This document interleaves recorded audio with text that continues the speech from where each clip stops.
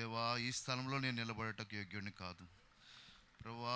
మీరు చూపిన ఈ కృపను బట్టి ప్రభా, మీరు పెట్టిన ఈ భిక్షను బట్టి నేను ఈ దినమున ప్రభా ఇలాగా ఈ వైజాగ్ పట్టణంలో ప్రభా దేవా ఈ కూటంలో నిలబడి మా సహోదరుల మధ్య సాక్ష్యం పంచుకోవటానికి మీరు చూపిన ఈ కృపను బట్టి వందనాలు ప్రభా. దయతో ప్రభా నన్ను జ్ఞాపకం చేసుకోమని దేవా ఇక్కడ సాక్ష్యం చెప్పుచుండగా ప్రభా దేవా ఎవరైతే ఆదరణ లేక ఉన్నవారో ప్రభా, అనేక సమస్యలతో వచ్చిన వారు ప్రభా దేవా అందరితో మీరు మాట్లాడమని దేవా మీరే సహాయం చేసి మాట్లాడుచున్నది నేను కాదు కనుక మీరే నిలబడి మాట్లాడుతానని చెప్పారు ప్రభా. తండ్రి నా సాక్ష్యం పంచుకొని చుండగా మీరే కృప చూపించమని ప్రార్థిస్తూ అడిగి వేడుకొంచున్నాను మా తండ్రి, ఆమేన్. ప్రభు నామన అందరికి వందనాలు. మాది ఇంగిలిపాక లంకండి. మాది మా ఫస్ట్ మా నాయనమ్మ గారు ప్రభు నమ్ముకున్నారు. మా నాయనమ్మ గారు మా తాతయ్య గారికి 4 సంతానము. వారిలో పెద్ద ఆయన మా నాన్నగారు అన్నమాట. రెండో అయ్య గారు అబ్రహాయి గారు. అయితే ఆ తర్వాత 2 అత్తయ్యలు ఉన్నారు. అయితే వాళ్ళకి సంతానంలో ఇంచుమించు 13 మంది పిల్లలు కలిగిన తర్వాత అందరూ ప్రభు పరిచర్యలో ఉన్నారు. నేను ఒక్కడినే మాత్రమే వీళ్ళందరికీ వ్యత్యాసంగా నేను ప్రయాణం చేశాను. అంటే దేవునికి వీళ్ళందరూ దేవుల్లో ఉన్నారు, అందరు దేవుడు పరిచర్య చేస్తున్నారు, కానీ సేవ పరిచర్యలో ఉన్నారు. కానీ ఒక్కడిని నేను మాత్రం నా ఇష్టానుసారంగా లోకంలో నాకు నచ్చినట్టుగా వీళ్ళందరూ వెళ్ళే మార్గం కాకుండా నేను ఒక సపరేట్ రూట్గా దేవునికి వ్యతిరేకంగా లోకంలో జీవించాను. ఈ సాక్ష్యం చెప్పుచుండగా మీరు అందరూ శ్రద్ధగా ఆలకించండి. అయితే మా నాన్నగారికి మా కుటుంబంలో 3 ఆడపిల్లలు, నేను ఒక్కడనే మగపిల్లోడిని. నేను ఒక్కడనే మగపిల్ల ఉండటం వల్ల చిన్నప్పటి నుంచి చాలా గారాబంగా పెంచారు. నేను చిన్నతనంలోనే నా 2 సంవత్సరముల వయసు 2-3 సంవత్సరం వయసులోనే దైవజనులు ఒక పర్యాయం మా ఇంటికి వచ్చి పిల్లవాడికి అపాయం రాబోతుంది నాకు దేవుడు చెప్పుచున్నారు కనుక పిల్లవాడి కోసం మీరు అందరు ప్రార్థన చేయండి అని చెప్పి దైవజనులు కూడా ప్రార్థన చేస్తుండేవారు. అయితే మా ఇల్లు చుట్టూ చెరువులు ఉండేవి, చెరువుల మధ్యలో మా ఇల్లు ఉంటుండేది. అయితే నేను ఆ చిన్నతనంలో మా అమ్మ వాళ్ళు వెళ్ళి పని చేసుకుంటున్నారు, నేను ప్రాక్కుంటూ నడుచుకుంటూ అలా దేక్కుంటూ వెళ్ళిపోయి చెరువులో పడిపోయినాను. చెరువులో పడిపోయేసరికి ఆ చెరువులో అది అందరిని లోతది. అయితే నాకు ఏం చేయాలో తెలియదు. ఆ పడిపోయిన టైంలో నేను ఆ చెట్టు ఏర్లు పట్టుకు మునిగిపోయి నీళ్ళలో ఉండిపోయినాను. అయితే కొంత సమయం తర్వాత దైవజనులు రావటం అక్కడికి వచ్చి ఇక్కడ ఈ పిల్లోడు ఏమయ్యాడని చెప్పి నాకు కొన్ని అవి తీసుకొచ్చినారు తినడానికి. ఎతుకుతూ బియ్యం చేశారు. ఎక్కడ కనపడిపోయేసరికి అప్పుడు చెరువులో ఎతుకుతుంటే చెరువులో మునిగిపోయి ఉన్నాను. తల వెంట్రుకల వరకే కనిపిస్తున్నాయి అంట. అప్పుడు ఒక్కొక్క దూకి నన్ను లాగారు. ఎంత సమయం అయిందో పడిపోయి తెలియదు. నా చేతులు ఏర్లు అన్నీ ఆ కొబ్బరి ఏర్లు పట్టుకొని బిగిసిపోయి అలా ఉండిపోయినాడంట. ఇలాగ జరగటం జరిగింది. ఆ టైంలో దేవుడు అలాగ అపాయం నుంచి తప్పించడం జరిగింది. ఆ జరిగిన మరికొన్ని దినంలో మరలా దైవజనులు పిల్లవాడికి మరొక అపాయం దేవుడు చూపిస్తున్నాడు, మీరు అందరూ ప్రార్థన చేయండి అని చెప్పినప్పుడు అలాగే మా అమ్మ వాళ్ళు ఇలాగే ప్రార్థనకి కూటానికి ఆ దగ్గరికి ఉన్న గ్రామానికి కూటానికి వెళ్ళి ఆ రోజులు రోడ్లు సరిగా ఉండేవి కాదు. అయితే అటు ఇటు ముళ్ళకంపలో మట్టి రోడ్లు ఉండేవి. అయితే వారు వాహనం మీద వెళ్ళి నన్ను మా అమ్మ వెనకాల కూర్చోబెట్టుకొని పట్టుకుంది. వస్తుండగా వాహనం మీద వస్తున్న నైట్ టైం మీటింగ్ అయిపోయిన తర్వాత ఒక్కొక్క అడ్డంగా వచ్చేయటం వల్ల సడన్గా బ్రేక్ వేశారు నాన్నగారు. వేసేపటికి నా అమ్మ చేతిలోంచి నేను ఎగిరి వెళ్ళిపోయి ముళ్ళకంపలో పడిపోయాను. పడిపోయేసరికి ఇంకా పిల్లోడు చనిపోయాడు అనుకున్నారని చుట్టూ కంపలు. ఆ కంపలో పడిపోయినప్పుడు నన్ను తీసుకువస్తా నా దగ్గరికి వస్తా కూడా ఆ చుట్టూ కంపలు ఉన్నాయి. ఆ కంపల్లోంచి అటు తొలగించుకుంటూ వచ్చేవాటికి ఒక్క ముళ్ళు కూడా నాకు కుచ్చుకోకుండా అలా కింద నేలల మీద ఉన్నట్టు ముళ్ళ కంపలు మయాను. అప్పుడు కూడా దేవుడు ఆ అపాయం నుంచి తప్పించి నన్ను కాపాడటం వల్ల అలా చిన్నతనం నుంచి మళ్ళీ ఇలాగ ఫ్యాన్ తిరుగుతున్నప్పుడు ఫ్యాన్ కింద పడుకోబెట్టినప్పుడు ఫ్యాన్ తిరుగుతున్న ఫ్యాన్ రెక్కలన్నీ ఊడిపోయి నా ప్రక్కల పడిపోవటం, వెళ్ళిపోయి పాములు వచ్చి పక్కలో నుంచి పాములు వెళ్ళిపోవటం, నా పక్కనే పడుకోవడం, ఇలాగ అంటే చెరువులు మయాన్ని ఉండటం వల్ల ఎట్లాంటి అపాయకరమైన పరిస్థితుల్లో దేవుడు నన్ను తప్పిస్తూ చిన్నప్పటి నుంచి అనేక అద్భుతాలు నా పట్ల చేయటం జరిగింది. అయితే మాది చిన్న పల్లెటూరు అవ్వటం వల్ల మా అమ్మ మా నాన్నగారు ఏంటంటే మా అత్తయ్య గారు తెనాల్లో ఉండేవారు, అక్కడ మా మావయ్య గారు జాబ్ చేస్తుండేవారు. అయితే తెనాల్లో అయితే మంచి ఎడ్యుకేషన్ ఉంటుంది, ఇక్కడైతే ఎడ్యుకేషన్ లేదు, ఇక్కడ సరైన స్కూల్స్ లేవు కదా, ఇక్కడ పరిస్థితులు కూడా ఏం బాగాలేదు కనుక అక్కడ పంపిస్తే అక్కడ బాగా చదువుకుంటాడు వీడు ఒక్కడే కదా అని చెప్పేసి నన్ను తెనాలి పంపించడం జరిగింది. నా చిన్నతనంలో 4 సంవత్సరాల వయసులోనే నేను తెనాలి వెళ్ళిపోయాను.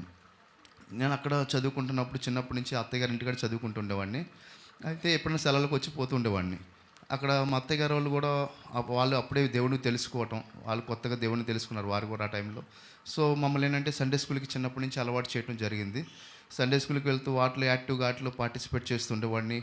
ఇట్లా జరుగుతున్న కొన్ని దినముల్లో కొంచెం స్కూల్లో చిన్న చిన్నగా దొంగతనాలు చేయటం, చిన్న చిన్న అబద్ధాలు చెప్పటం, ఇలాగ చిన్న చిన్న చిన్న ప్రాయంలో నుంచే నాలో చీకటి సాతానులు చిన్న చిన్నగా నాలో చిన్న చిన్న బీజములు అవి విత్తటం జరుగుతుంది. అయితే నేనేంటంటే చిన్న పిల్లోడిగా అన్నారు అని చెప్పి నేను ఇంకా అన్ని పెద్దగా పట్టించుకోకుండా అంటే సండే స్కూల్ ఇలా సరి చేసుకునేవాడిని. మరలా యథావిధిగా మళ్ళీ అలాగే చేస్తుంటూ ఉండేవాడిని. ఇలాగ నా బాల్యకాలం జరుగుతున్న కొలది నా 10th క్లాస్ యవ్వన ప్రాయంకి వచ్చేప్పటికి నా తలంపుల్లో జయం లేకపోవటం, చూపులో జయం చేయలేకపోవటం, తర్వాత నేను దూరంగా పెరగటాన్ని బట్టి నా తల్లిదండ్రులు ఎంత కావాలో అంత డబ్బులు పంపించడాన్ని బట్టి స్నేహితులు పెరగటం.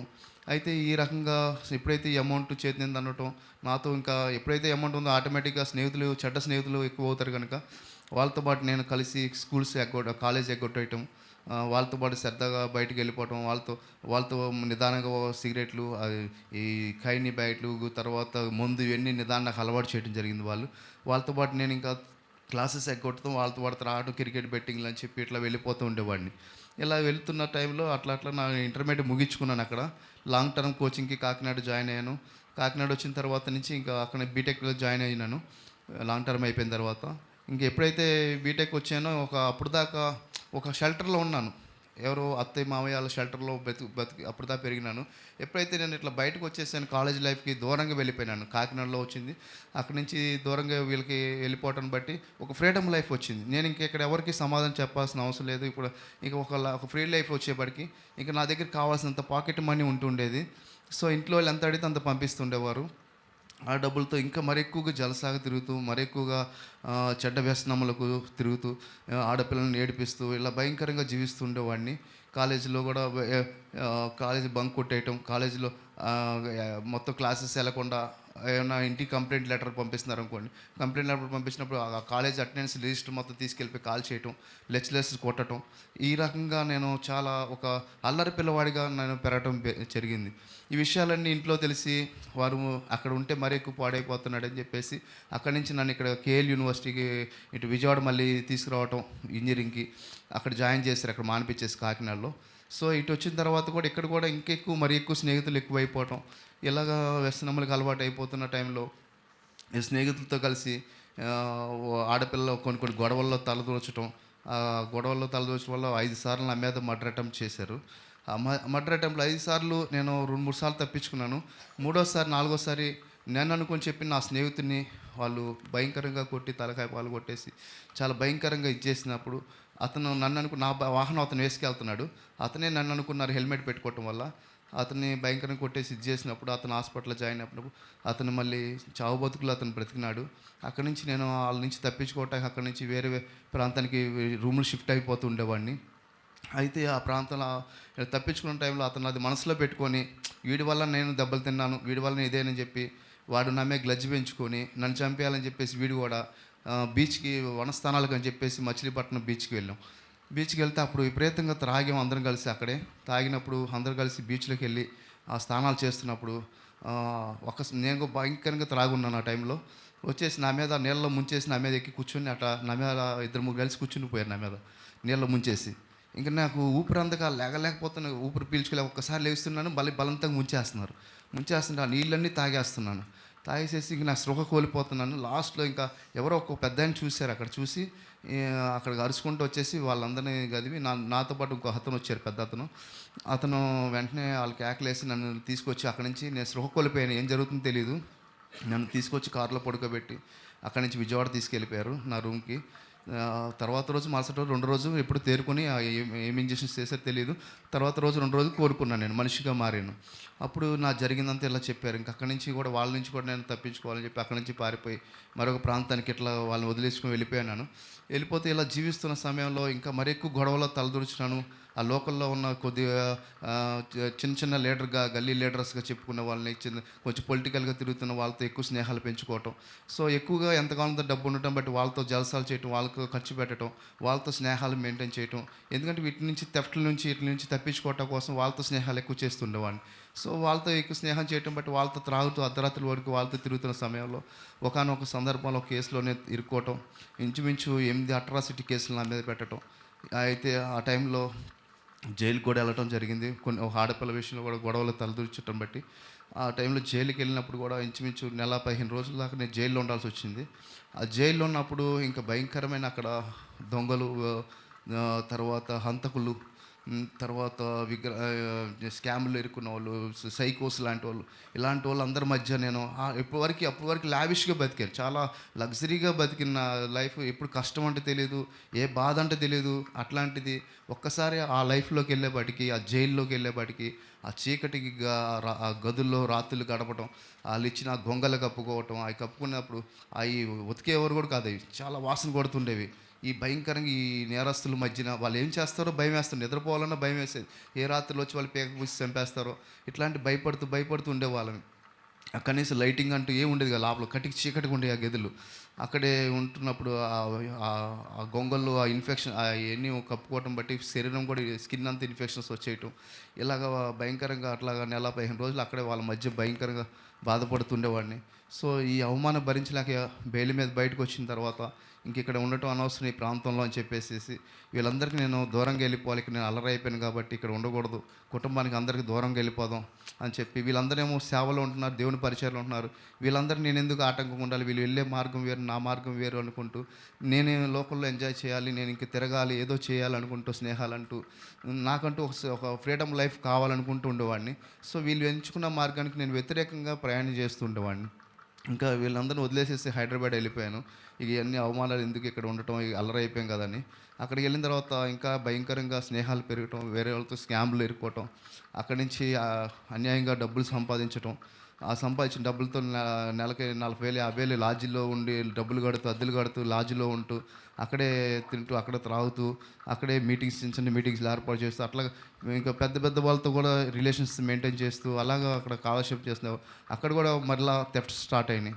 అక్కడ కూడా నన్ను చంపాలని మరి కొంతమంది, నా మీద వ్యతిరేకంగా కొంతమంది లేసినప్పుడు, అక్కడి నుంచి నేను పారిపోయి మరలా నేను ఏదన్నా వేరే ప్రాంతానికి వెళ్ళిపోదామని చెప్పి అక్కడి నుంచి అనంతపూర్, కడప, కర్నూలు ప్రాంతానికి వెళ్ళిపోయాను. అక్కడికి వెళ్ళిపోయి అక్కడ శాంసంగ్ ఏదైనా జాబ్ చూద్దాం, ఇంక ఇవన్నీ వీటిలో ఎప్పుడైనా ఇవన్నీ రిస్క్‌కి సంబంధించినవి కదా, వీటిలో తలదూర్చడం కంటే ఏదైనా చిన్న జాబ్ చేసుకుందాం. నాకు ఇంటికి వెళ్ళటానికి మనసు లేదు. ఇంటికాడనే వాళ్ళని డబ్బులు అడగటం కానీ, ఇంటికి వెళ్ళటం కానీ నాకు మనసు ఇష్టం లేక, ఇంక ఏదైనా జాబ్ చేసుకుని చెప్పేసి అప్పుడు శాంసంగ్‌లో ఫిట్టర్‌గా జాయిన్ అయ్యాను. అనంతపురం, కడప, కర్నూలు 3 జిల్లాలకి. ఆ ఫిట్టర్‌గా జాయిన్ అయినప్పుడు అక్కడ నా చేతిలో అప్పుడు ఏమీ డబ్బులు లేవు. ఒక రూ. 3,000, రూ.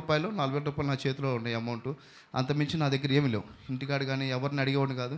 ఆ డబ్బులతోనే అడగటం కూడా నా ప్రెస్టేజ్ అయిపోయింది. ఎందుకంటే నేను చేసిన అవమానానికి నా తల్లిదండ్రులు ఎవరు తలెత్తుకోలేని పనులు చేశాను. వాళ్ళందరూ చేస్తున్న సేవ పరిచర్య, వాళ్ళందరూ దేవుళ్ళు ఉంటే, నేను ఇట్లా లోకానుసారంగా జీవిస్తున్నా కనుక వాళ్ళు తలెత్తుకోలేని పనులు చేశారు కాబట్టి వాళ్ళని ఏం అడగకూడదు, వాళ్ళ దగ్గరికి వెళ్ళకూడదు. నా బతుకు నేను బతకాలి అని చెప్పేసేసేసి నేను దూరంగా వెళ్ళిపోయి అక్కడ అనంతపురం, కడప, కర్నూలు ఫిట్టర్‌గా జాయిన్ అయ్యాను. అయితే నా దగ్గర రూమ్ తీసుకుంటే కూడా డబ్బులు లేవు. రూ. 3,000 నా దగ్గర ఉన్నాయి. ఈ రూ. 3,000 పెట్టి రూమ్ తీసుకుంటే ఆ రోజుతో డబ్బులు అయిపోతాయి. తర్వాత నుంచి నేను ఎలా బ్రతకాలి అని చెప్పి ఆలోచించి ఆ రూ. 3,000తో ఏం చేశానంటే అక్కడ వర్క్ ప్రొసీజర్ 40 డేస్ వర్క్ చేస్తే కానీ శాలరీ రాదు. సో, ఈ 40 డేస్‌తో సర్వే అవ్వాలి కాబట్టి 3,000తో రోజుకి ఒక టీ తాగేవాడిని. తాగి ఒక గొట్టాల ప్యాకెట్, ఒక రూ. 5 గొట్టాల ప్యాకెట్, ఒక రూ. 10 గొట్టాల ప్యాకెట్ కొనుక్కొని అవి తింటూ, ఆకలేసినప్పుడల్లా అదొకటి తింటూ, టీ తాగుతూ, రైల్వే ప్లాట్‌ఫామ్ మీద పడుకుంటూ పగలంతా డ్యూటీ చేస్తుండేవాడిని. రాత్రి అయ్యేపాటికి అక్కడే బట్టలు ఉతుక్కొని ప్లాట్‌ఫామ్ మీద 10, 11 అయ్యేపాటికి అందరూ ఎటోళ్ళు అటు వెళ్ళిపోయేవారు. ప్లాట్‌ఫామ్ క్లియరెన్స్ ఉండేది. ఆ ప్లాట్‌ఫామ్ మీద బట్టలు ఉతుక్కుంటూ అక్కడే పడుకొని, ఏదో రేపు వెళ్ళాల్సింది, రేపు ఎక్కడికి వెళ్ళాలి ఆ ప్రాంతానికి, ఈ నైట్ ఆ ట్రైన్ ఎక్కి, ఆ ట్రైన్‌లోనే బట్టలు ఆరేసుకుంటూ, ఆ ప్యాసింజర్ ట్రైన్ ఎక్కి నెక్స్ట్ డే మార్నింగ్ కల్లా అక్కడికి వెళ్తూ, అక్కడ అయ్యే బట్టలు మళ్ళీ వేసుకుంటూ, అలాగే నెల 15 రోజులు అలాగే 3,000తోనే బతికాను. ఆ టైంలో ఇంకా చాలా ఏడుపొస్తుండేది.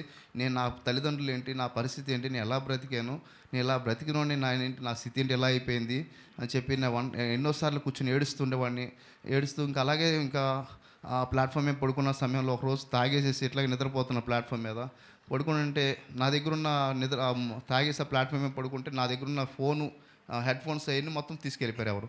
నేను లేచి చూసేపాటికి నా దగ్గర హెడ్‌ఫోన్స్ కూడా లేవు, ఫోన్ లేవు. ఇంకా నేను మార్నింగ్ రిపోర్టింగ్ ఇవ్వాలి ఆఫీస్ వాళ్ళకి. రిపోర్టింగ్ ఇవ్వకపోతే ఈ నెల రోజులు వర్క్ చేసిన శాలరీ కూడా పడదు.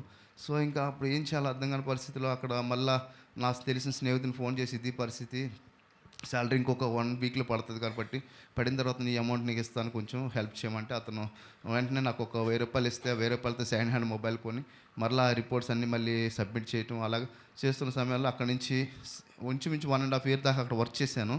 వర్క్ చేసిన తర్వాత నిదానంగా అక్కడి నుంచి నేను ఎంఎన్సీ కంపెనీలో ట్రై చేద్దామని చెప్పేసి ఎంఎన్సీ కంపెనీలో వర్త్ కంపెనీలో ట్రై చేశాను. ట్రై చేసినప్పుడు దేవుడు అనుకోని ఒక విధంగా దాంట్లో నాకు జాబ్ రావడం జరిగింది ఎంఎన్సీ కంపెనీలో. సో దాంట్లో ఏంటంటే ఏరియా డివిజన్ మేనేజర్ కింద గుంటూరు, ప్రకాశం, విజయవాడ, కృష్ణా, గుంటూరు, ప్రకాశం 3 జిల్లాలకి ఏరియా డివిజన్ మేనేజర్ కింద నాకు పోస్టింగ్ వచ్చింది. వచ్చిన తర్వాత వెంటనే ఇంకా అక్కడి నుంచి షిఫ్ట్ అయిపోయి వీటిలో వచ్చేసాను. ఇక్కడికి వచ్చిన తర్వాత ఇక్కడ శాలరీ కూడా మంచి శాలరీస్ ఇచ్చేవాళ్ళు, ఇన్సెంటివ్స్ ఇవన్నీ బాగానే వచ్చేవి. నెలకి 40,000 దాకా వస్తూ ఉండేవి. సో ఇంకా ఎవరికి రూపాయి ఇవ్వాల్సిన అవసరం ఉండేది కాదు కదా, ఇంటికాడికి పంపించాల్సిన అవసరం ఉండేది కాదు. ఎందుకంటే వాళ్ళు నన్ను ఎప్పుడు రూపాయి ఇమ్మని ఎప్పుడు అడిగేవారు కాదు. ఎందుకంటే నా రూపాయి నేను ఖర్చు పెట్టుకుంటూ ఉండేవాడిని. సో ఏంటంటే ఇంకా చేసిందంటే ఇంకా 40,000 50,000 సంపాదిస్తుండేవాడిని నెలకి. శాలరీస్, ఇన్సెంటివ్స్ ఇవన్నీ కలిపి చేస్తున్న టైంలో ఇంకా మంచి మళ్ళీ లావిష్ లైఫ్ లీడ్ చేయటం, మళ్ళీ ఫ్రెండ్ సర్కిల్ ఎప్పుడైతే అమౌంట్ పెరిగినాయి, మళ్ళీ చేతులు అంటే పాకెట్ మనీ ఉంటే వాళ్ళు మళ్ళీ జలసాలు, మళ్ళీ స్నేహితులు పెరిగిపోవటం, మరలా లోకంలో జీవించటం, ఇదే పరిస్థితిగా ఇదే జీవితంలో జీవిస్తున్న సమయంలో మరలా నా జీవితం బాగా పాడు చేసుకుంటాం బేం చేశాను. ఇలాగా లోకంలో గడిచిపోతూ ఇలా జీవిస్తున్న సమయాల్లో ఫ్రెండ్స్తో కలిసి రేవ్ పార్టీలు అంటూ ఇంకోటి ఇట్లాగ జలసాలు చేస్తూ ఇట్లా ఇక్కడ చాలదన్నట్టుగా ఇంకా దుబాయ్, అబుదాబీలు, బ్యాంకాక్, మలేషియా, పటాయి అన్ని దేశాలు ఇక్కడి నుంచి ట్రిప్స్ వేస్తుండేవాడిని. 2 నెలలకు 3 నెలలకు ఒకసారి ఏదో ట్రిప్ వేసి ఇక్కడ ఊటీ, ఈ లోకల్లో మన ఇండియాలో ఉన్న అన్ని టూర్స్ ప్లేసెస్కి వెళ్తూ ఇలాగా లేడీస్తో వాళ్ళతో గళషెప్ చేస్తూ నాతో పాటు వాళ్ళతో తిరిగితే ఇలాగా లావిష్ లైఫ్ లీడ్ చేయాలి, నేనేదో ఒక లగ్జరీగా బతకాలి, నా లైఫ్ అంతా ఎంజాయ్ చేయాలి అని చెప్పేసి ఇంకా నన్ను అడిగేది ఎవరు ఉన్నారని చెప్పేసి నా ఇష్టానుసారంగా జీవించడం ఏం చేశాను. ఇలా జీవిస్తున్న సమయంలో భయంకరంగా త్రాగుతుండేవాడిని. ఈ త్రాగుతున్న సమయంలో ఈ నా తల్లిదండ్రులు ఏంటంటే ఇంక వీడు ఎట్లయితే ఇంకెక్కువ పాడైపోతున్నాడు కనుక వీడికి ఏమైనా మ్యారేజ్ చేస్తే వీడు అప్పుడైనా సెట్ అవుతాడు, వీడు అప్పుడైనా ఇటైనా దేవునిలోకి ఇటైనా వస్తాడు కొంచెం కుటుంబం విషయంలో వచ్చేబట్టుకు అని చెప్పేసి వాళ్ళు ఆలోచించి వాళ్ళు మ్యారేజ్ చేయడం జరిగింది. మ్యారేజ్ చేసిన తర్వాత కూడా నా జీవితాన్ని నేను మార్చుకోలేదు. పిల్లలు పుట్టినారు, 3 పిల్లలు పుట్టారు. 3 పిల్లలు పుట్టినా కూడా నా భార్యను విడిచిపెట్టేసి నేను మరొక అమ్మాయితో ఉంటుండేవాడిని. ఆ అమ్మాయితో వేరే ఇంకో ఫ్యామిలీ పెట్టేవాడిని. అక్కడ ఉంటూ రూమ్ తీసుకొని అక్కడ వాళ్ళతో జీవిస్తుండేవాడిని. ఇంటికి వెళ్ళేవాడిని కాదు. వారానికి 1 రోజు 2 రోజులు ఇంటికి వెళ్ళి మిగతా రోజులంటే అక్కడే ఉంటుండేవాడిని. నేను సంపాదిస్తున్నంత అక్కడ ఖర్చు పెడుతుండేవాడిని. వాళ్ళతో తిరుగుతూ ఇలా జీవిస్తున్న టైంలో ఒకానొక టైం వచ్చేపాటికి నా జీవితం ఏమైపోయింది, రోజు భయంకరంగా రోజుకి ఒక నెల వచ్చేపాటికి ఇంచుమించు 20,000 నుంచి 25,000 రూపాయలు తాగేవాడిని. నా తాగుటాకే 25,000 ఖర్చు పెట్టేవాడిని. ఈ తాగటం వల్ల ఓవర్ త్రాగటం వల్ల ఏమైపోయిందంటే నా లివర్ పాడైపోవడం జరిగింది.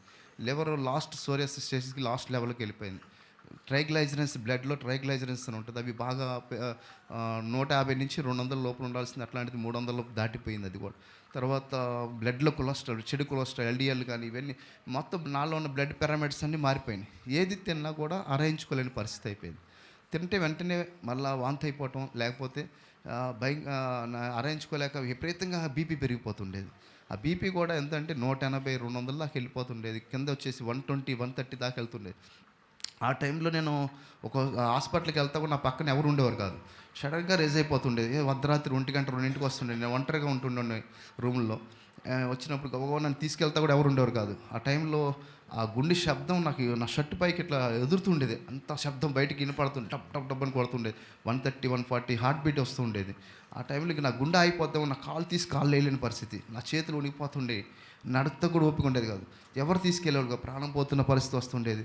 ఒంటరిగా అలాగే నేను నా బైక్ వేసుకొని అలా ఓపిక చేసుకుని హాస్పిటల్కి వెళ్ళి అలా పడిపోయేవాడిని. ఇంకా హాస్పిటల్లో ఉన్నప్పుడు చాలా అక్కడ డాక్టర్ సరిగేవారు. ఎవరున్నారు, నీది ఎవరు తీసుకొచ్చారంటే నేనే వచ్చారంటే ఎట్లా వచ్చావా నువ్వు, ఎవరో ఒకరు తీసుకురావాలి, నీకేం జరిగితే ఎవరు రెస్పాన్సిబిలిటీ, ఇక్కడ ఎవరు తీసుకుంటారు నీకు అని చెప్పేసి వాళ్ళు కూడా నన్ను అడ్మిట్ చేసుకుంటా కూడా చాలా ఇబ్బంది పడేవారు.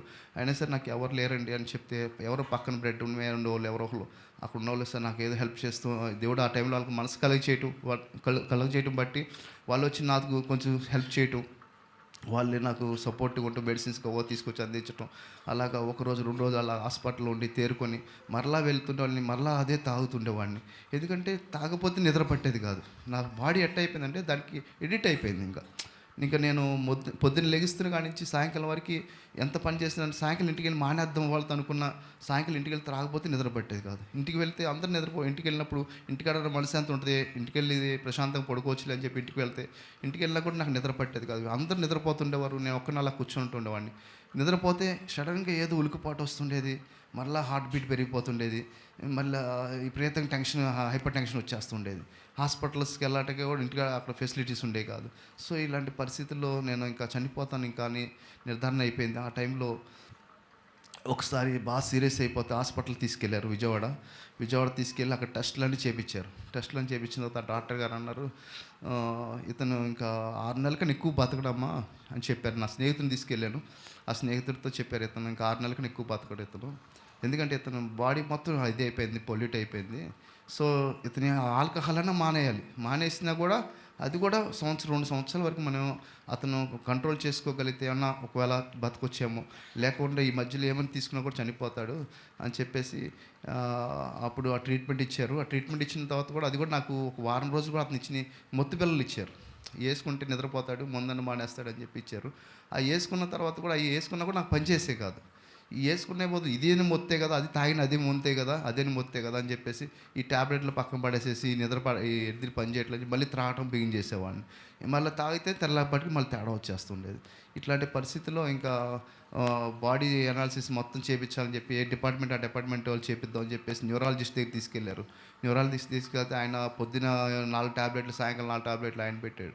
ఆ తర్వాత గ్యాస్ట్రాలజిస్ట్ తీసుకెళ్తే ఆయన తినకముందు ఒక 2-3 టానిక్లు, మందులు, ట్యాబ్లెట్స్, తిన్న తర్వాత అట్లా పొద్దున, మధ్యాహ్నం, సాయంకాలం బట్టి కంటిన్యూగా ఒక 5-6 ట్యాబ్లెట్లు ఆయన పెట్టుకొచ్చాడు. ఇట్లా రోజు మొత్తం కనీసం ఒక 20-30 ట్యాబ్లెట్లు పెట్టారు. ఇవన్నీ తీసుకొని రమణారెడ్డి గారు అని చెప్పేసి ఆయన విజయవాడలో న్యూరాలజిస్ట్ స్పెషలిస్ట్, ఆయన ప్రొఫెసర్ మళ్ళీ. సో ఆయన దగ్గరికి వెళ్ళినప్పుడు ఆయన అన్నాడు, ఇవన్నీ మింగితే నువ్వు కోలుకోవడం కంటే ముందు నువ్వు ఈ మింగితేనే చచ్చిపోతావయ్యా, ఇన్ని బిళ్ళలు మింగితే. సో ఇవన్నీ మానేసేసి ఒక 5-6 బిళ్ళలు పెడతాను, ఇంతవరకు మింగు ప్రస్తుతానికి అని చెప్పి తగ్గించారు. ఆ బిళ్ళలో వేసుకుంటే ఇంకా మరీ ఎక్కువ నీరసం అయిపోతుండేది, ప్రాణం నిలబడుతున్నట్టుండేది కాదు. ఇట్లాంటి పరిస్థితుల్లో నా స్నేహితులు, తర్వాత నా రక్త సంబంధులు కొంతమంది నాకు ఫోన్లు చేయటం, అయ్యా నువ్వు చనిపోతున్నట్టు కాలం వస్తున్నాయి మాకు, ఎలాంటి పరిస్థితుల్లో నువ్వు మరణిస్తున్నట్టుగా, నువ్వు ఇప్పటికైనా దేవుడిని తెలుసుకో, నీ జీవితం అంతా ఇలా వ్యర్థంగా పాడు చేసుకున్నావు, నీ ఆరోగ్యం పాడు చేసుకున్నావు, నీకున్న అన్ని విధాలుగా నీ సోర్సెస్ అన్ని పాడు చేసుకుని, నీ చూస్తే చిన్నపిల్లలు ఉన్నారు, ఎందుకు ఇలాగ నీ జీవితం ఇలా చేసుకుని, చూస్తే మీ తల్లిదండ్రులు అందరూ దేవుళ్ళు ఉన్నారు, నువ్వు ఒక్కడివి ఎలాగ ఉన్నావు అని చెప్పి దేవుని సేవకులు కూడా చాలామంది నన్ను వచ్చి కలుస్తూ నువ్వు మారయ్యా అని చెప్పేవారు. వీళ్ళు చెప్తున్నా కూడా నేను నాకు ఇది మారాలంటేనేమో ఈ దేవుళ్ళలోకి వస్తేనేమో ఆ స్త్రీని వదిలేసేయాలి, అమ్మాయిని వదిలేయాలి, ఆ అమ్మాయిని వదిలేస్తేనే ఆ అమ్మాయి నేను చనిపోతానంటుంది. ఇట్లా వస్తేనేమో ఆ అమ్మాయితో ఇట్లా ఇద్దరితో కలిసి ఉండకూడదు. సో ఏంటంటే నాకేమో చూస్తున్న ఆరోగ్యం మరీ క్షీణించిపోతుంది ఓ పక్కన. సో ఇట్లాంటి పరిస్థితుల్లో ఏం చేయాలి అని తోచని పరిస్థితిలో ఇలాగ ఉన్న సమయంలో నాకు ఒక దర్శనం వస్తుంది. ఆ దర్శనంలో నేను మరణించి నన్ను తీసుకెళ్ళిపోతున్నారు. ఇలాగ వచ్చినప్పుడు నాకు ఇంకా మరీ ఎక్కువ భయం వేసింది. ఇంకా పోలీసులు వచ్చి అరెస్ట్ చేసినట్టుగా ఇంకా రకరకాల భయంకరమైన కళ్ళన్నీ వస్తున్నాయి నాకు. ఈ కళ్ళు వస్తున్నాయి, నిద్ర పట్టట్లేదు. ఈ పరిస్థితిలో ఇంక నేను నిర్ణయించుకున్నాను, ఇంకేదైతే అయింది, ఇంకా నేను దేవుళ్ళకి వెళ్ళిపోతే బెటరు. ఎందుకంటే ఇంకా ఇట్లా చనిపోతే నేను నరకంకి వెళ్ళిపోతాను కదా. ఇప్పటివరకు నా నచ్చినట్టు జీవించాను, నా ఇష్టానుసారంగా జీవించాను, నా జీవితం అంతా పాడు చేసుకున్నాను. ఏం సాధించానంటే ఏమి సాధించలే కదా. ఏమైనా ఉందా అంటే ఇప్పటివరకు నాతో తిరిగిన స్నేహితులు అందరూ బాగానే ఉన్నారు, ఒక్కరిని నా లైఫ్ ఎలా అయిపోయింది ఎందుకని చెప్పి ఆలోచించుకొని ఇంకా దేవుళ్ళకి వెళ్ళాలని నిర్ణయించుకున్నప్పుడు, నేను దేవుళ్ళకి వెళ్ళాలని ఎప్పుడైతే నిర్ణయించుకున్నానో మరి ఎక్కువగా శోధనలు, మరి ఎక్కువగా ప్రెజర్స్ పెరిగిపోవటం, అవుట్ సైడ్ నుంచి జాబ్లో ప్రెజర్స్ పెరగటం, ఇప్పుడు నువ్వు మానటానికి వీళ్ళు, మీరు ఇప్పుడు తర్వాత మాందరు, ఇప్పుడు రిజైన్ చేయటానికి వీళ్ళు అని చెప్పి నుంచి ఇట్లా ఈ పరిస్థితిలో వెళ్ళలేని పరిస్థితిలో ఉన్నప్పుడు ఒక దినమున నేను ఎర్లీ మార్నింగ్ భయంకరమైన హై బీపీ వచ్చేసింది. ఆ బీపీ వచ్చేసి ఇంక నేను లేవలేకపోతున్నాను, ఇంకా ప్రాణం వెళ్ళిపోతున్నట్టు అయిపోయింది ఆ పరిస్థితి. ఆ టైంలో నేను లేచి ఎప్పుడు తెల్లారుతుందా గబగబా హాస్పిటల్కి వెళ్ళాలి అని చెప్పేసి నేను కంగారు పడుతున్నాను. ఇంకా ఆ టైంలో ఇంకా పొద్దునే అయింది, మా నాన్నగారు లేచి విజయవాడ వెళ్ళాలి, నువ్వు రెడీ అవ్వు అని చెప్పన్నారు. రెడీ అవుతాకి నేను మా నాన్నగారికి చూసి నా ప్రాణం పోతుంది, ఈయనకి తెలియదు కదా, ఈయనేమో అంటే చెప్పుకోలేక ఆయనకి ఇలా అని చెప్తే ఆయన కంగారు పడతారని చెప్పి నేను చెప్పక ఈయనేమో రెడీ అవ్వమంటున్నారు. సర్లే మీరు రెడీ అవ్వండి, నేను వస్తాను, ఇప్పుడు బయటికి మండలి దాకా వెళ్ళి వస్తాను చర్చి కాడికి అని చెప్పాను ఆయనకి. చెప్తే ఇంట్లో మా భార్య, నా పిల్లలు వాళ్ళు కూడా ఎదురొచ్చి ఎక్కడికి వెళ్తాను, ఇట్లా వెళ్తున్నాను అని చెప్తున్నాను. వాళ్ళు చూసి ఏడుచుకున్న కళ్ళం నీళ్ళు కారిపోతున్నాయి. ఇదే నా ఆఖరి చూపు, ఇది నా ప్రాణం వెళ్ళిపోతుంది, నేను నడవలేకపోతున్నాను, నా గుండె మునుపటి వచ్చిన దానికంటే మరీ విపరీతంగా వస్తుంది, హై బీపీ, విపరీతం ప్రెజర్ అన్నమాట. నడుస్తూ కూడా ఓపిక లేదు ఇంకా. ఆ టైంలో ఏడ్చుకుంటా నేను వెళ్ళిపోయి కారు ఎక్కి కూర్చొని, కారు వెళ్తుంటే పిల్లాడు చెయ్యొస్తుంటే అలా ఏడ్చుకుంటూ వాడిని చూసి, ఇంకా లేదురా ఇంక ఇదే నా లాస్ట్ చూపు, నేను శవంగా వస్తాను మళ్ళీ మీ ముందుకి, ఇంక నేను నన్ను ఇలా చూడలేరు అని చెప్పేసి అట్లా ఏడ్చుకుంటూ వెళ్ళిపోయాను. వెళ్ళిపోయి సౌతో డ్రైవ్ చేసేపాటికి మరీ ఎక్కువైపోయింది. ఇంకా కారు తీసి బ్రేక్ వేయటం కూడా నాకు కాలు రావట్లేదు, కార్ డ్రైవ్ చేయటం కూడా. కారు రోడ్డు పక్కనే పార్క్ చేసేసి ఇంక కార్లో అలా పడుకుండిపోయాను. ఎవరో పక్కన వెళ్తూ చూస్తున్నారు, ఏంటి ఇలా ఈ పలానా వాళ్ళ అబ్బాయి కదా ఇతనేంటి కారు ఇక్కడ రోడ్డు మధ్యలో ఆపేసి పడుకున్నాడు ఇతను అని చెప్పి, హలో నేను తాగానేమో ఇంకోటి అనుకుంటూ వెళ్ళిపోతున్నారు నన్ను చూస్తూ. కానీ నా పరిస్థితి ఏంటంటే నాకు ప్రాణం పోతున్న పరిస్థితి. ఇంకా అప్పుడు ఒక నిర్ణయం తెచ్చుకున్నాను, వెనక్కి చూస్తే అంతే దూరం ఉంది, ఎదరికెళ్ళినా అంతే దూరం ఉంది చర్చి కాడికి వెళ్ళటానికి. సో వెనక్కి చనిపోతాను, ఎదరికెళ్ళినా చనిపోతాను, అదేదో దేవుని మందిరంలోకి వెళ్ళిపోయి అక్కడ అడుగుపెట్టి అక్కడ చనిపోదాం. ఎందుకంటే అక్కడ ఎంతోమంది వస్తున్నారు, రక్షణ పొందుతున్నారు, దేవుడు ఎంతోమంది స్వస్థపరుస్తున్నాడు ఆ స్థలంలో అడుగుపెట్టిన వాళ్ళు. సో అక్కడికి వెళ్ళి అడుగుపెట్టే ఒకవేళ దేవుడు నన్ను కరుణిస్తాడేమో ఒకవేళ. ఎందుకంటే నా పట్ల ఎన్నోసార్లు నేను ఎన్నో సూసైడ్ చేసుకుని చనిపోదాం, ఎన్నో పర్యాలు గోదావరిలో దూకేద్దామని, ఆ తర్వాత కృష్ణానది దూతాకి, ఎన్నోసార్లు మేడ నుంచి దూకేటాకి, ఎన్నోసార్లు కళ్ళు మూసుకొని డ్రైవ్ చేసాను బండి, దేని దాన్ని గుద్దేసి చనిపోదాం, ఈ మానసిక ఒత్తిడికి ఎన్ని పోతాయి కదా, డిప్రెషన్స్ అన్నీ పోతాయి కదా, నేను ఎందుకు బతకాలి, నేను ఎవరి కోసం బ్రతకాలి నేను అని చెప్పి ఇట్లా ఆలోచించుకుంటూ ఎన్నోసార్లు సూసైడ్ చేసుకోవటానికి త్రాగి అర్ధరాత్రుల వరకు రోడ్ల మీద పడిపోయి అలాగా ఏదో తొక్కేసి వెళ్ళిపోద్ది కదా అన్నట్టుగా అట్లా ఎన్నో ప్రయత్నాలు చేశాను. కానీ ఎప్పుడు మరణం నన్ను సమీపించుకుంటూ దేవుడు కాపాడుతున్నాడు. ఎందుకంటే నా కోసం నా తల్లిదండ్రులు, నా అక్క చెల్లు, బావలు అందరూ దేవుళ్ళు ఉండటం బట్టి అందరూ నా కోసం ప్రార్థిస్తున్నారు, వీడు మారాలి, వీడొక్కడు మారాలి మా కుటుంబంలో, దేవా నువ్వు అందరూ మారాము, మేము అందరం నీ సేవలోనూ, వీడొక్కడే ఇలా తయారైపోయాడు, వీడు నరకంకి వెళ్ళటానికి వీల్లేదు అని చెప్పి వీరందరూ ఎక్కువగా ప్రార్థిస్తూ ఉండేవారు. కుటుంబంలో కానీ తెలిసిన సేవకులు అందరూ, నా గురించి తెలిసిన వాళ్ళందరూ కూడా నా కోసం ప్రార్థిస్తూ ఉండేవారు. కానీ తెలియని విధంగా నేను అనుకుంటే ఉన్నాను, నేను తప్పించబడుతున్నాను, నేను చనిపోదన్నా, నాకు మరణం దూరంగా వెళ్ళిపోతున్నాను అనుకున్నాను. కానీ నా కోసం కొంతమంది ప్రార్థిస్తున్నారు, ఆ ప్రార్థన దేవుని బిడ్డల ప్రార్థన నన్ను కాపాడుతుంది అని గ్రహింపు నాకు లేదు. ఆ గ్రహింపు లేకపోవటం వల్ల ఇట్లా ఉన్న సమయంలో ఇంకా వెళ్తే మందిరంకి వెళ్దాం, అక్కడ చనిపోతే అక్కడ చనిపోదాం అని చెప్పేసి ఓపిక చేసుకొని మరలా ఓపిక తెచ్చుకొని మరలా కార్ డ్రైవ్ చేసుకుంటూ అలాగా మందిరం కాడికి వెళ్ళి ఆ చర్చిలో చిన్న మందిరంలో కూర్చుని అలా పడుకుని పోయాను.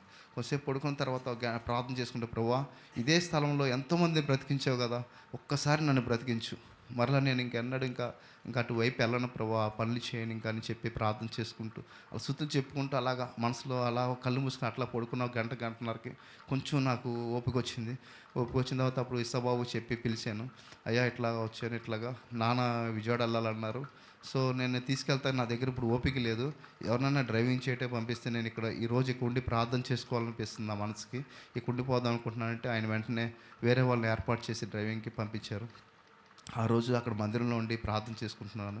ఉన్న తర్వాత ఎదురుగా వచ్చే కదా, ఇంకా 2 రోజులు ఉందాం, ఆదివారం శనివారం వెళ్ళాను, నేను శుక్రవారం వెళ్ళాను, శనివారం దాకా ప్రార్థన చేసుకొని ఇంకా వెళ్ళిపోదాం, మళ్ళీ జాబ్ ఏదో ఒకటి చేసుకుంటాం, మళ్ళీ ఈ టైం అంతా వేస్ట్ అయిపోతుంది కదా, ఇంక ఎన్ని మానేసి వెళ్ళిపోదాం అనుకొని చెప్పి ఆదివారం దాకా అక్కడ ప్రార్థన చేసుకొని ఆదివారం బయలుదేరదాం అనుకున్నప్పుడు నా మనసులో ఒక స్వరం వినపడుతుంది, ఒక మనిషి మాట్లాడుతున్నట్టుగా, నువ్వు చనిపోయి నేటికి 3 దినములు అయిపోయింది కదా, నువ్వు ఎక్కడికి వెళ్తావు అని చెప్పి ఒక మాట వినపడుతుంది.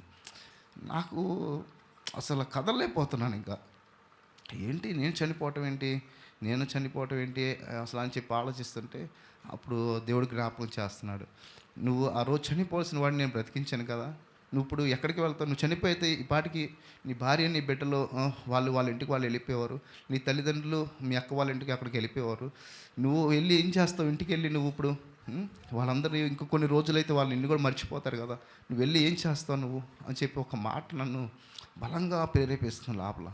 ఇంకా అప్పుడు నాకు దుఃఖం ఏడుపు వచ్చేసి, ప్రభా నిజమే ప్రభా, నేనైతే చనిపోయాను నిజంగానే, నేను వెళ్ళి ఏం చేయగలను, నేను మృతుడిని, నేను వెళ్ళి నా కుటుంబానికి ఏం న్యాయం చేయగలను చెప్పండి, నేను బ్రతికున్న నాళ్ళు నేను ఏం చేయలేకపోయాను, వాళ్ళకి ఏ ఆదరణ ఇవ్వలేకపోయాను, ఇప్పుడు నేను చనిపోయిన స్థితిలో ఉండి నేను వెళ్ళి నా కుటుంబానికి నేను ఏం మేలు చేస్తాను ప్రభా అని చెప్పి, ఇక్కడే ఉంటాను ప్రభా, నువ్వు రక్షించి నువ్వు మాట్లాడే వరకు నేను ఇక్కడే ఉంటాను అని చెప్పి ఆ రోజు నిర్ణయం తీసుకొని ప్రార్థన చేసుకుందాం అని చెప్పి ఇంకా అక్కడ ఉండిపోదాం అని చెప్పి ఉండిపోయాను మండవిలోనే.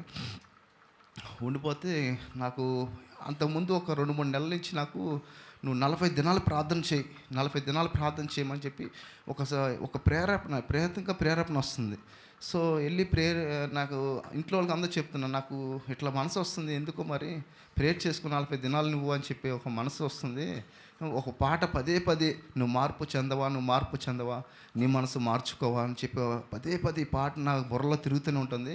ఇదే అనుకూల సమయం, ఇది ఆఖరి దినము, నేడే రక్షణ పొందు అని చెప్పి ఈ పాట నన్ను పద్దాక అదే మార్నింగ్ లేసిన కానీ ఈవినింగ్ వరకు అదే తిరుగుతుంది బుర్రలో. ఇదే ఇట్లా ఉంది నా పరిస్థితి, ఎందుకో మరి ఇలా వస్తుంది, నేను చనిపోతానో లేకపోతే ఒకవేళ దేవుడి సన్నిధిలో నడిపిస్తాడేమో అని చెప్పి నేను చెప్తూ వస్తున్నాను 2 నెలల నుంచి. చెప్తుంటే ఎప్పుడైతే ఇక్కడ ఈ పరిస్థితి వచ్చిందో ఆ రోజు దేవుడు ఆ మాట జ్ఞాపకం వచ్చి 40 దినాలు, అంతకుముందు నాకు ఇలా తెలియచేస్తున్నాడు కదా, నేను నిర్లక్ష్యం చేసే కదా, సో 40 దినాలు నేను ఇక్కడే ఉంటాను అని చెప్పేసి, ఇంకా ప్రభా ఇదే అనుకూల సమయం కనుక ఇప్పుడు ఇక్కడి నుంచి ఉండిపోతానని చెప్పేసి ఆ 40 దినాలు అక్కడే ప్రార్థన చేసుకోవడం బిగించేసాను. అయితే ఇంచుమించు 20 రోజులు 25 రోజుల వరకు ఎటువంటి స్పందన లేదు. నా ఆరోగ్య పరిస్థితి ఏమో, నాకు కనీసం ఒక 10 నిమిషాలకి ఏం తినకపోతే విపరీతంగా నాకు టెన్షన్ వచ్చేస్తుంటే బీపీ పెరిగిపోతుంటుంది. సో ఇట్లాంటి పరిస్థితిలో నేను వారం రోజులు అయ్యేపటికి స్లోగా ఆహారం తినటం తగ్గించేసాను, ట్యాబ్లెట్లు వేసుకోవటం మానేశాను. ఇంకా తర్వాత ఒక 20 డేస్ అయ్యేపటికి కంప్లీట్ ఫాస్టింగ్లోకి వచ్చేసాను. కంప్లీట్ ఫాస్టింగ్ నుంచి జావ తీసుకుంటూ ఉండేవాడిని. ఒక వారం 10 రోజుల దాకా ఇంచుమించు జావతోనే ఉన్నాను, వారం దాకా. ఈ జావతున్నా కూడా నాకు ట్యాబ్లెట్ కూడా వేసుకోకపోయినా దేవుడు నాకు శక్తిని ఇవ్వటం. అయితే దేవుడు కార్యం జరుగుతుంది కానీ నాతో దేవుడు మాట్లాడటం అనేది జరగలేదు. జరగకపోవటం వల్ల నేను అనుకున్నాను, ఇంకా దేవుడు ఇది కృపకాలం అంటున్నారు కదా, ఒకవేళ కృపకాలంలో ఇంకా అయిపోయిందేమో, కృపకాలం అయిపోయిందో దేవుడు మాట్లాడరు అంటున్నారు కదా, ఒకవేళ కృపకాలం గడిచిపోయిందేమో, ఇంకా దేవుడు నన్ను విడిచిపెట్టేసాడు, ఇంకే మాట్లాడడం వల్ల అనుకొని చెప్పి అట్లాంటి మనసు వస్తూ ఉండేది. ఇంకా ఎంత ప్రార్థన చేసి పగలంతా బలంగా ప్రార్థన చేసుకునేవాడిని. ఈరోజు రాత్రి దేవుడు ఖచ్చితంగా నాతో మాట్లాడతాడని నిరీక్షణతో పడుకునేవాడిని. పడుకున్న తర్వాత మరలా అదే రోజు ఆ కళ్ళలో భయంకరమైన కళ్ళు వస్తుండేవి. ఎక్కడో నేను వేరే స్త్రీలతో పాపం చేస్తున్నట్టుగా, ఎక్కడెక్కడో జీవిస్తున్నట్టుగా, మరలా త్రాగుతున్నట్టుగా ఇటువంటి కళ్ళు వస్తుండేవి. మరలా మనసంతా చాలా ఇదే అయిపోతూ ఉండేది.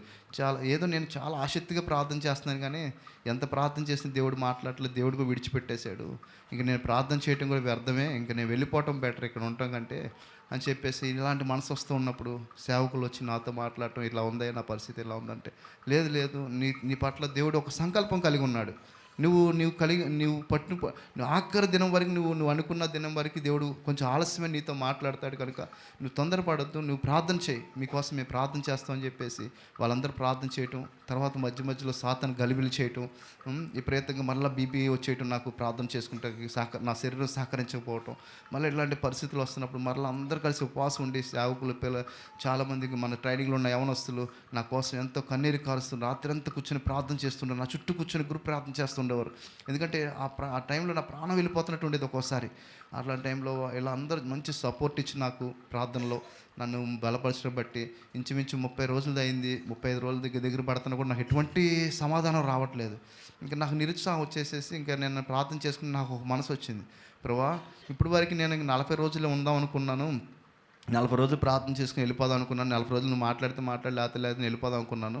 సో ఇప్పుడు అలా కాదు, ఇప్పుడు 40 రోజులు దగ్గర పడుతుంది కాబట్టి నువ్వు ఈ 40 రోజులు నువ్వు మాట్లాడలేదు అనుకో, ఇంకో 40 రోజులు పొడిగిస్తా, ఇంకో 40 రోజులు ఇక్కడే కూర్చుంటా, లేదు నువ్వు మాట్లాడే వరకు నేను ఇక్కడే ఉంటాను అని చెప్పి ఇలా ప్రార్థన చేయటం బిగిన్ చేశాను. ఇంకా ఎప్పుడైతే ఇలాగా రివర్స్లో నా మనసులో అనుకొని ఇంకా వెళ్ళటం లేదు, దేవుడు మాట్లాడితే వెళ్ళటం, లేకపోతే ఇక్కడ చచ్చిపోవటం అంతే అని చెప్పేసి అలా అనుకుంటూ అలా మొండిగా కూర్చొని ప్రార్థన చేసుకుంటున్నప్పుడు దేవుడు నన్ను దర్శించడం జరిగింది. కొన్ని దినాలు అలా ప్రార్థన చేసుకుని నా హృదయం అంతా సరి చేసుకున్న బాల్య కాలం నుంచి, అంటే అన్ని విషయాలు చెప్పడానికి ఇప్పుడు సమయం చాలా తక్కువ ఉంది కనుక నేను క్లుప్తంగా కొన్ని విషయాలు చెప్పుకుంటూ వస్తున్నాను. సమయం దేవుడు ఇచ్చినప్పుడు మరలా విశ్లేషణగా మరలా మీతో అన్ని విషయాలు నేను పంచుకోవాలని ఆశపడుతున్నాను. కాబట్టి సమయం తక్కువ ఉంది కాబట్టి కొన్ని విషయాలు మీకు చెప్పాను. సో అలాగా నేను ప్రభు సరి చేసుకున్న బాల్యకాలం నుంచి అన్ని విషయాలు సరి చేసుకుంటాను బట్టి దేవుడు నన్ను దర్శించడం, గలతీలు 2:5 ద్వారా నాతో మాట్లాడటం, తర్వాత 2 సమయాలు 22:49 ద్వారా మాట్లాడటం, అలాగే అనేక దర్శనాలు చేత నన్ను బలపరచడం బట్టి ప్రభు కృపను బట్టి నా హృదయం తేలికైపోయింది. దేవుడు మాట్లాడిన మాటలు బట్టి నాకు మంచి ధైర్యం వచ్చింది. ఎప్పుడైతే నేను ఇంకా 45 దినాలు ప్రార్థన ముగించుకొని నేను ఇంటికి వెళ్ళిన కొన్ని దినాలకి నాలోంచి నా వ్యాధి తగ్గిపోవటం, నేను మళ్ళీ ప్రీవియస్ రిపోర్ట్స్ నేను ఇప్పుడు తర్వాత మళ్ళీ టెస్ట్ చేయించుకోవడం జరిగింది.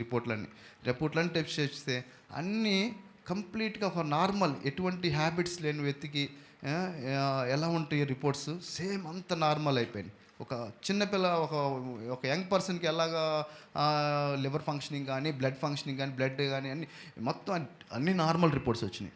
నాకు చాలా ఆశ్చర్యం వేసింది. ఒక్కొక్కటి అసలు ఒక్కో ట్యాబ్లెట్లకు మానేసేసేసి ఇట్లా ఒక కొన్ని దినాలు ట్యాబ్లెట్లు కూడా వేసుకోవటం కూడా మానేశాను. ఇట్లా అయిన తర్వాత మళ్ళీ టెస్ట్ చేసుకుంటే మళ్ళీ అన్నీ నార్మల్ అయిపోయింది. సో నాకు చాలా నెమ్మది దేవుడు ఇచ్చడం బట్టి, ఆరోగ్యం ఇవ్వటం బట్టి చాలా సంతోషం వేసింది. సో ఇంకా నేను జీవిస్తే ప్రభు కొరకు జీవించాలనే ఆశ కలిగి ఇంకా ప్రభు ఇంటికాడ ఉండి ప్రార్థన చేసుకుంటూ ఇలాగా ఈ ఎవరికైనా మీటింగ్ ఉంటే వచ్చి సాక్ష్యం చెప్పడానికి దేవుడు ఇలా కృప చూపించారు.